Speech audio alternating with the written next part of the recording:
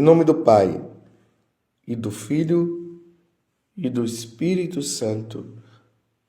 Amém. Naquele tempo, disse Jesus a Nicodemos: ninguém subiu ao céu, a não ser aquele que desceu do céu, o Filho do Homem. Do mesmo modo como Moisés levantou a serpente no deserto, assim é necessário que o Filho do Homem seja levantado, para que todos os que nele crerem tenham a vida eterna. Pois Deus amou tanto o mundo que deu o seu Filho unigênito, para que não morra todo o que nele crê, mas tenha a vida eterna. De fato, Deus não enviou o seu Filho ao mundo para condenar o mundo, mas para que o mundo seja salvo por ele. Palavra da salvação, glória a vós, Senhor. Meus irmãos, hoje nós católicos estamos em festa. A nossa alegria, ela consiste nesta grande festa, nesta grande celebração que é a celebração da exaltação da Santa Cruz. Hoje, na liturgia, nós rezamos, nós cantamos o glória, nós glorificamos o Pai, nós glorificamos o Filho, nós glorificamos o Espírito Santo, enfim, nós glorificamos a Santíssima Trindade por esta grande obra, como nós rezamos no Salmo 77. Das obras do Senhor, ó meu povo, não te esqueças. E qual foi a grande obra do Senhor? A grande obra do Senhor foi toda essa preparação de redenção, de história da salvação na nossa vida, desde quando Adão e Eva, infelizmente, permitiram que Satanás entrasse na vida deles.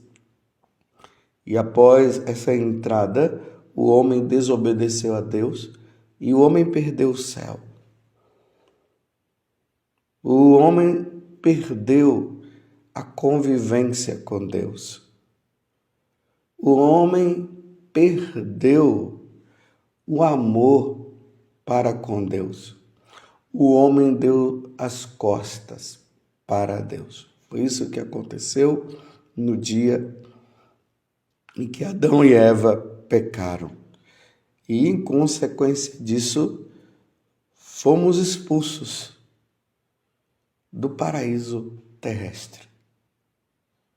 E ali vai dizer que Deus colocou os serafins na porta da entrada do jardim do Éden, para que o homem não pudesse mais entrar. Mas Deus, na sua infinita misericórdia, Ele queria que nós voltássemos e ficássemos com Ele. E a única forma disso acontecer seria com a morte do próprio Deus. Deus precisava morrer, oferecer-se em sacrifício para que o homem pudesse se reconciliar com Deus. E aí nós vemos a segunda pessoa da Santíssima Trindade, Jesus Cristo, ele que é Deus, se fazendo homem no seio materno de Nossa Senhora. E aí ele vem para colocar em ordem, porque o mundo entrou numa desordem. Os homens ficaram desordenados diante de Deus. E aí pecando, fazendo mal, matando, desobedecendo a Deus, criando outros deuses e assim por diante. Então Jesus vem, coloca tudo em ordem, ensina o caminho, tanto que ele começou dizendo na sua pregação: convertei-vos e crede no Evangelho. Eis que os tempos chegaram Por isso se convertam e creiam no Evangelho. Ou seja, se convertam, mudem de vida, saiam desta vida errada, adorem o Deus verdadeiro e caminhem no caminho da salvação. E depois que isso aconteceu, e crer no Evangelho, crer na Boa Nova, significa crer em Jesus, porque ninguém vai ao Pai senão por meio dele. E aí Jesus morre na cruz. Esta é a grande obra do Senhor na nossa vida. A encarnação, a morte e a ressurreição do seu Filho, de Jesus Cristo. E quando Jesus está lá na cruz, ele pede ao Pai, Pai, perdoa-lhes, porque não sabem o que fazem. E depois ele se entrega. Ele entrega o seu espírito e ele morre. E aí está realizada a grande obra da redenção, da salvação. A partir deste momento, o homem que caminhava para o inferno agora caminha para o céu. A porta do inferno se fecha, a porta do céu se abre. Mas o homem decide se ele quer ir para o inferno ou se ele quer ir para o céu, porque Deus dá a liberdade ao homem. O homem deve escolher. É o livre-arbítrio. Escolhendo Jesus Cristo, entra no céu. Dando as costas para Jesus, vai para o inferno. Esta é a grande obra de redenção. Por isso que hoje nós exaltamos a Santa Cruz. Exaltar a Santa Cruz significa exaltar aquele que está crucificado, aquele que se fez maldição, como está ali no livro do profeta Isaías, no capítulo 53. Ele foi colocado entre dois facínoras. Ele assume essa maldição do homem. Ele assume o pecado do homem para si e a partir disso o homem é salvo. É o que está dizendo hoje no Evangelho. Deus, de tal modo, amou tanto o mundo, esse mundo aqui são as pessoas, somos nós, que deu o seu Filho unigênito para que não morra todo aquele que nele crê, tá vendo? Essa morte que ele está falando não é essa primeira morte que nós vemos, é a segunda morte, que é a condenação eterna ao inferno. Então, Deus amou tanto o mundo que deu o seu Filho unigênito para que não morra todo o que nele crê, mas tenha a vida eterna. De fato, Deus não enviou o seu Filho ao mundo para condenar o mundo, mas para que o mundo seja salvo por ele. Então, essa primeira vinda de Jesus, ele não veio condenar, ele veio salvar. Mas quando ele morre na cruz e volta para o céu, ele diz que vai voltar. Ele vai retornar para buscar aqueles que estão sendo fiéis a ele. E aqui, meus irmãos, é importante notar uma coisa. Quando Jesus vem, na segunda vinda, quando ele virá para buscar os católicos, viu? Ele vem buscar os católicos. Porque se ele vem buscar os batizados, aqueles que nele crê, ele vem buscar aqueles que pertencem à verdadeira igreja de Cristo. Isso é importante notar isso. Isso é a nossa fé. Então Jesus vem buscar aqueles que foram batizados. E quando as pessoas são batizadas, elas se tornam católicas, porque o batismo é da igreja católica. Então aqueles que vêm e que estão na igreja, como São Pedro vai dizer, que é a comunidade dos eleitos. A igreja é a comunidade dos eleitos. Então, diante dessa grande obra de redenção, que acontece quando Jesus morre na cruz, ele vem buscar os eleitos. Irmãos, segundo eleitos, segundo a presciência de nosso Deus, que o Senhor esteja convosco. E a Igreja Católica, ela aguarda o grande dia em que Jesus vai retornar para levar todos aqueles que estiverem aqui e que são fiéis a Ele, os católicos. Ide por todo mundo e pregai o Evangelho a toda criatura. Quem nele crê e for batizado, ou seja, quem passa a crer em Jesus e for batizado, porque a pessoa passa a crer em Jesus e ele é batizado. Sendo batizado, ele se torna católico. Todo que nele crê será salvo. Todo que for batizado será salvo. Mas quem não crê já está condenado. E aqui, nesta conversa que Jesus está tendo com Nicodemos, Jesus faz uma referência ao Antigo Testamento que está no livro dos Números, que é a primeira leitura de hoje. Porque hoje tem duas leituras por ser festa, tem duas leituras. Então pode-se escolher o livro do Gênesis, que é o capítulo 21, do versículo 4b até o 9, ou se pode escolher também Filipenses 2, de 6 a 11. Mas fazendo referência à primeira leitura, então, no caso do livro dos Números, então Jesus fala a Nicodemos: ninguém subiu ao céu a não ser aquele que desceu do céu, o Filho do Homem.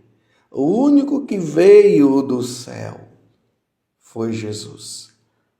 Agora, depois da morte dele, da redenção dele, nós somos agora convidados, porque nós passamos a crer nele e somos batizados, e passamos a ser fiéis a ele, aí nós iremos para o céu.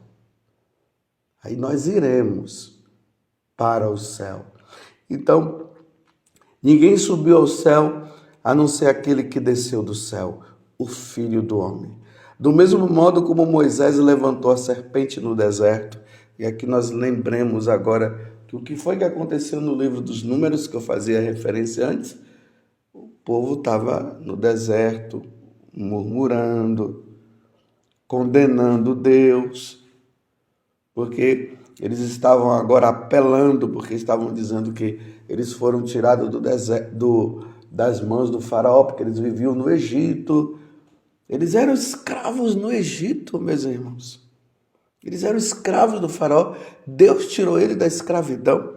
E agora eles estavam no deserto murmurando, dizendo que Deus não dava comida para eles, não dava bebida, eles não tinham água para beber. E Deus estava dando isso e começaram a murmurar. E aí Deus mandou serpentes. E as serpentes iam picando, mordendo aquelas pessoas que estavam murmurando e eles estavam morrendo. E aí Moisés intercede. E aí Deus diz: faça uma serpente de bronze, amarre ela numa haste, numa madeira, e aí erga essa haste com a serpente, e todo aquele que olhar para a serpente será curado. E aí Nicodemos, agora Jesus falando para Nicodemos, ele diz: do mesmo modo como Moisés levantou a serpente no deserto, assim é necessário que o Filho do Homem seja levantado. Olha aqui a referência. A serpente é erguida, aqui a serpente de bronze é erguida, e todo aquele que olhar para a serpente será curado. E agora a referência é Jesus Cristo, que é erguido no madeiro, erguido na cruz. E uma vez que é erguido, é necessário que o Filho do Homem seja levantado. Nós estamos no capítulo 3 do Evangelho de São João, versículo 13 a 17. Assim é necessário, vou repetir de novo, que o Filho do Homem seja levantado, para que todos que neles crerem tenham a vida eterna. Se no deserto uma serpente de bronze, ali feita por Moisés, ela foi erguida numa haste, e todos os que olhassem para ela, seria curado. Está no livro dos Números, que eu acabei de falar. Seriam curados. Agora, Jesus sendo erguido na cruz, todos os que nele, aqueles que olharem para a cruz e crê naquele que está na cruz, será salvo. No deserto, curados. No Calvário, salvo. Vocês estão vendo, meus irmãos, que isso não é idolatria? Por que Deus lá no deserto mandou levantar uma serpente de bronze e todos que olharem para aquela serpente seriam curados do próprio veneno daquelas serpentes que estavam ali picando as pessoas, mordendo, e as pessoas estavam morrendo? Deveria ser idolatria. Mas Deus quis que fosse assim. Então, como é que pode dizer que nós, quando nós olhamos Jesus crucificado, nós estamos na idolatria, como os nossos irmãos evangélicos dizem? Não, isso não é idolatria, porque a referência de quem está na cruz é o próprio Jesus Cristo. É Jesus, não pode ser idolatria.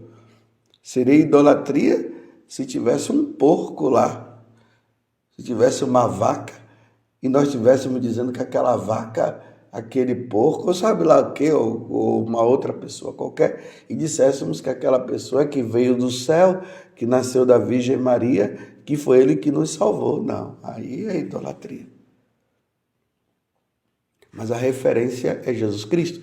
E o Catecismo da Igreja deixa isso bem claro, que a partir do momento em que Jesus ele se torna visível no meio de nós, olhar para o crucificado, porque a referência do crucificado é o próprio Jesus, isso não é idolatria.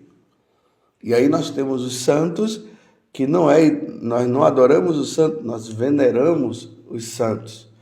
E aí entra a questão do culto.